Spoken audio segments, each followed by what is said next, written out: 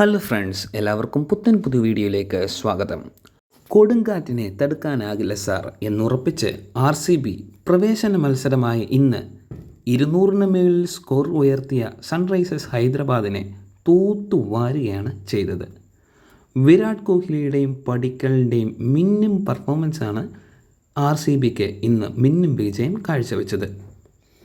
നിലവിലെ ചാമ്പ്യന്മാരായ RCBക്ക് ഇതൊരു വലിയ തുടക്കം തന്നെയാണെന്ന് ആരാധകർ നോക്കിക്കാണുന്നു. നിരവധി ഫാൻസ് ഉള്ള ഒരു ടീം തന്നെയാണ് റോയൽ ചലഞ്ചേഴ്സ് ബാംഗ്ലൂർ എന്ന RCB. നിരവധി കാലം വിരാട് കോഹ്ലിയായിരുന്നു ഇതിൻ്റെ ക്യാപ്റ്റൻ. 201 സ്കോർ എടുത്ത സൺറൈസേഴ്സ് ഹൈദരാബാദിനെതിരെ 204 റൺസ് അടിച്ചുകൂട്ടിയാണ് RCB ജയിച്ചത്. വെറും 15.4 ഓവർ കൊണ്ടാണ് ടീം വിജയം കണ്ടെത്തിയത്. RCBക്ക് നഷ്ടമായത് വെറും 4 വിക്കറ്റുകൾ മാത്രമാണ്. സൺറൈസേഴ്സ് ഹൈദരാബാദ് 9 വിക്കറ്റ് നഷ്ടത്തിലാണ് 201 റൺ എടുത്തതെങ്കിൽ റോയൽ ചലഞ്ചേഴ്സ് ബാംഗ്ലൂർ 204 റൺസ് എടുത്തത് വെറും 4 വിക്കറ്റുകൾ മാത്രം നഷ്ടപ്പെടുത്തിക്കൊണ്ടാണ്. ഇതിലെ വിരാട് കോഹ്ലിയുടെ ഇന്നിങ്സും പടിക്കലിൻ്റെ ഇന്നിങ്സും റോയൽ ചലഞ്ചേഴ്സ് ബാംഗ്ലൂർ എന്ന നിലവിലെ ചാമ്പ്യന്മാരെ വിജയത്തിലേക്ക് എത്തിക്കുകയായിരുന്നു.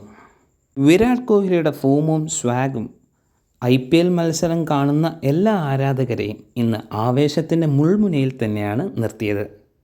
പഴയ ഫോമിലേക്ക് വിരാട് കോഹ്ലി തിരിച്ചു വന്നു എന്നാണ് പല ആരാധകരും പറയുന്നത്.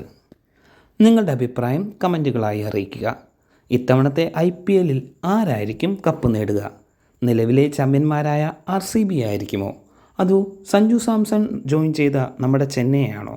അതോ മുംബൈ ആണോ? അതോ മറ്റേതെങ്കിലും ടീമുകളാണോ? നിങ്ങളുടെ അഭിപ്രായം കമൻറ്റുകളായി അറിയിക്കുക. പുതിയ IPL വാർത്തകൾ അറിയുന്നതിനായി ഈ ചാനൽ സബ്സ്ക്രൈബ് ചെയ്ത് സപ്പോർട്ട് ചെയ്യുക.